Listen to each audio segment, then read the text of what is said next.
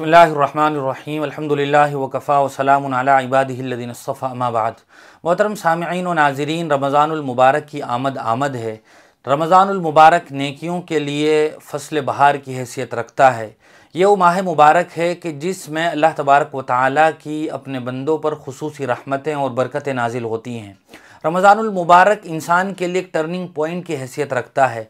अगर आदमी सही माना में खुलूस नियत के साथ रमज़ानुल मुबारक में आमाल सालिहा को अंजाम दे तो इसका असर पूरे साल इंसान की तबीयत पर बाकी रहता है और इंसान नेक कामों का खूगर बन जाता है। रमज़ानुल मुबारक में आदमी अपने आप को आमाल सालिहा के ज़रिए से अल्लाह के करीब कर सकता है, अपने आप को रसूलुल्लाह का सही माना में सच्चा पक्का आशिक रसूल बना सकता है, अपने आप को जन्नत का मुस्तहिक बना सकता है। इसलिए कितना ही खुशनसीब है वो आदमी जो रमज़ानुल मुबारक के एक एक लम्हे को गनीमत समझते हुए वसूल करे और अपने आप को सही माना में नेक राह पर डालने की कोशिश करे। रमज़ानुल मुबारक के फ़ज़ाइल तो तकरीबन सभी हज़रात जानते हैं। आज की इस वीडियो में कुछ ऐसे आमाल खैर का जिक्र किया जा रहा है कि अगर हम पाबंदी से इन आमाल को रमज़ान में कर लें तो इंशाअल्लाह सारे साल हमारी तबीयत पर उसका असर रहेगा। सबसे पहले तो आदमी को इस बात की कोशिश करनी चाहिए कि बहुत सारे ऐसे काम जिन कामों को रमज़ानुल मुबारक के शुरू होने से पहले निपटाया जा सकता है तो आदमी उनको निपटा ले। कुछ ज़रूरी मुलाकातें करनी हैं, ज़रूरी मीटिंग्स करनी है, कुछ सामान ख़रीदना है, किसी को कोई सामान पहुंचाना है तो वो रमज़ानुल मुबारक से पहले इस तरह के कामों को निपटा ले ताकि रमज़ानुल मुबारक में फिर यकसुई के साथ आदमी पूरे एहतमाम से रोज़े की बरकत भी हासिल कर सके और तिलावत कलामुल्लाह, औराद व वज़ाइफ, तस्बीहात से अपने आप को मुशर्रफ और मुनव्वर रख सके। दूसरी बात कुरान मजीद का एहतमाम है। रमज़ानुल मुबारक कुरान करीम का महीना है। आदमी ज़्यादा से ज़्यादा इस महीने में तिलावत कलाम इलाही से अपनी रूह को सरशार रखे, अपनी ज़बान को तर रखे और अपने घर में तिलावत कुरान का मामूल बनाए। तो उम्मीद है इंशाअल्लाह सारे साल इंसान की तबीयत फिर इस बात पर आमादा रहेगी कि वो कुरान मजीद की तिलावत करता ही रहेगा। तीसरा बहुत अहम अमल वो रमज़ानुल मुबारक में 20 रकात तरावी का अहतमाम है। बहुत सी मरतबा आदमी इफ्तार में इतना ज़्यादा खा लेता है कि वो फिर गफलत और सुस्ती की नज़र हो जाता है। आदमी इफ्तारी में मामूली खाना खाए जिसकी वजह से उसकी तबीयत नशीत रहे, चुस्त और चालाक रहे, आदमी चाको चौबंद रहे और 20 रकात तरावी पूरे ध्यान, तवज्जो और खुशू खुजू के साथ पढ़ सके। बहुत सारे लोग वो होते हैं जो हमारे पास रमज़ान के करीब आते हैं, हमें वर्गलाते हैं, हमारे जहन को शुकों को शुबहात में डालते हैं और ये कहते हैं कि 20 रकात का कोई सबूत नहीं है, 8 रकात तरावी काफ़ी है। तो ऐसे लोगों से अपने आप को बचा कर रखना चाहिए। सहाबा इकराम से लेकर आज तक तमाम दौर में और खैरुल कुरून के दौर के साथ साथ आज के उलमा भी 20 रकात तरावी का अहतमाम करते हैं। तो हमें 20 रकात तरावी का ही अहतमाम करना चाहिए। नंबर 4, हम माह मुबारक में बच्चों को भी नमाज और रोज़े का आदी बनाएं। हमारे घर के, हमारे पड़ोस के या हमारे रिश्तेदारों के, हमारे पास पढ़ने वाले जो बच्चे हैं, कोशिश करें कि हम उनको नमाज रोज़े की बतौर ख़ास रमज़ान में तरगीब दें। कोई बच्चा 7 साल का हो गया है तो माँ बाप को ख़ुद कोशिश करनी चाहिए कि बच्चा इबादत को अंजाम दे, इबादत करता रहे। लिहाजा बच्चों को इस बात का आदी बनाएं। इसी तरह उसके बाद जो अमल है वो ये है कि आदमी अपने आप को ज़्यादा से ज़्यादा बेहुदा, लायानी और फजूल कामों से दूर रखे। सोशल मीडिया आजकल के ज़माने में एक बहुत ही ज़्यादा वाहियात चीज़ बन गई है जिसमें पढ़कर आदमी घंटों किस तरह बर्बाद कर देता है उसका एहसास ही नहीं होता है। तो आदमी अपने आप को रमज़ानुल मुबारक में सोशल मीडिया से दूर रखे। जितनी ज़रूरत हो और जिस वक्त ज़रूरत हो उसी वक्त इस्तेमाल करे, वरना अपना वक्त ज़्यादा से ज़्यादा नेक कामों में इस्तेमाल करे। बहुत ही मुबारक अमल होता है रमज़ानुल मुबारक में इफ़्तार कराने का। इफ़्तार कराने की फ़जीलत है। हुज़ूर ने हदीस में इरशाद फरमाया है कि जो आदमी दूसरे को इफ़्तार कराता है अल्लाह ताला रोज़ेदार के बराबर उसको सवाब अता फरमाते हैं जो आदमी रोज़ा इफ़्तार करवाता है और रोज़ेदार के सवाब में कोई कमी वाक़ई नहीं होती। तो जो मुसलमान साहिब हैसियत है, मालदार हैं, अल्लाह ताला ने उन्हें नवाजा है, तो उन्हें कोशिश करनी चाहिए कि वो अपने महल्ले में, पड़ोस में, जहाँ तक भी मुमकिन हो रोज़ेदारों के इफ़्तार का अहतमाम करना चाहिए। इसके अलावा एक बहुत ही ज़बरदस्त अमल है जो साहिब हैसियत मुसलमानों पर फ़र्ज़ है, वह है ज़कात।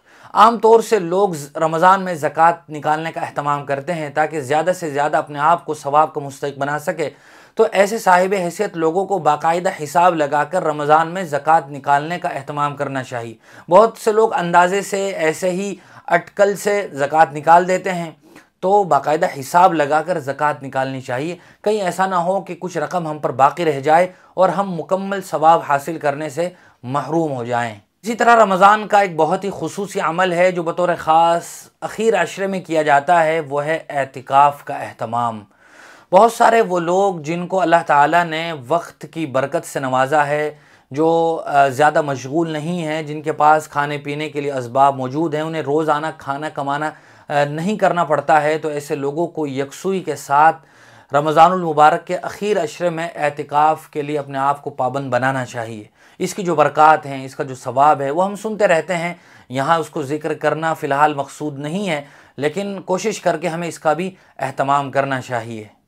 इसी तरह एक बहुत ही मुबारक अमल है मातहतों की फ़िक्र करना। बहुत सारे वो लोग जिनके मातहत कुछ लोग काम करते हैं, उनके अंडर में मुलाजिमीन हैं, इसी तरह मज़दूर काम कर रहे हैं, तो अगर वो मुलाजिमीन और जो मज़दूर हैं वो मुसलमान हैं, तो इस बात को कोशिश करनी चाहिए कि उनके लिए थोड़ी बहुत छूट दे दे, ताकि वो यकसुई के साथ अपना रोज़ा मुकम्मल कर सकें और उन पर काम की वजह से ज़्यादा बोझ ना हो, भूख और प्यास का उन्हें ज़्यादा एहसास ना हो। ये भी एक बहुत ज़बरदस्त अमल है जिसकी तरफ लोगों की तवज्जो नहीं जाती है, तो अपने मज़दूरों पर काम में थोड़ी तख़फ़ीफ़ कर देनी चाहिए।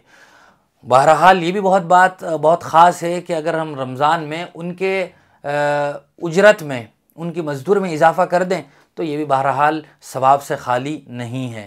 इसी तरह वक्त सहर आमाल का आदमी को एहतमाम करना चाहिए। सहरी में उठना चाहिए। सहरी का खाना भी बाइस बरकत है, हुजूर की हदीस है।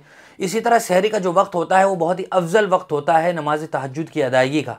तो हमें बतौर ख़ास रमज़ान में तो कम अज़ कम पूरे महीने तहज्जुद का एहतमाम करना चाहिए।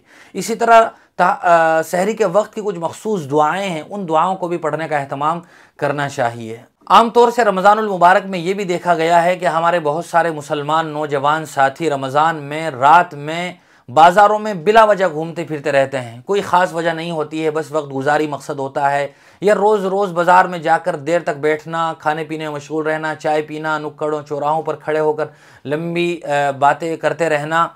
ये एक ऐसा अमल है जिसकी वजह से आदमी अपने वक्त को बर्बाद कर रहा है।